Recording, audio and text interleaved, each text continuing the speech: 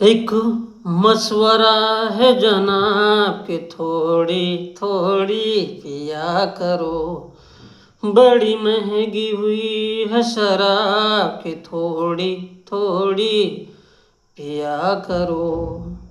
यदि दक्षिण भारत यानी साउथ इंडिया के लोगों की बात की जाए इस देश में, तो उन लोगों को बड़ी ही असुविधा होती है दिल्ली आने के लिए और जाने के लिए। और उत्तर भारत के लोगों को शायद ही कोई ऐतराज हो, क्योंकि उत्तर भारत को एक दूसरे राजधानी की आवश्यकता है, इस देश के लोगों को आवश्यकता है। और शायद ही इसमें उत्तर भारत के लोगों को, क्योंकि दिल्ली एक प्रदूषण युक्त शहर है, यदि भारत की दूसरी राजधानी हो तो मैं कहना चाहूँगा कि वो शहर हैदराबाद या नागपुर होना चाहिए। आपको क्या लगता है? सोचिए, जो उत्तर से दक्षिण पूर्व से, मतलब उत्तर दक्षिण पूर्व पश्चिम, इसका केंद्र बिंदु एटलीस्ट नागपुर शहर है।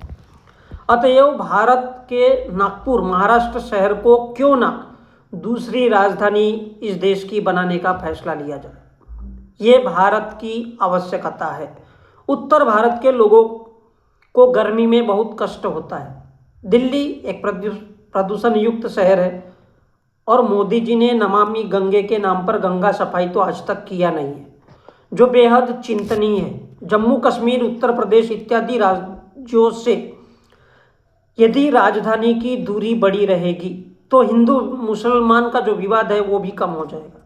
और जहाँ तक प्रश्न उठता है इस देश में कि मंदिर मस्जिद उत्तर भारत से उग्र होकर के पूरे देश भर चलते रहता है।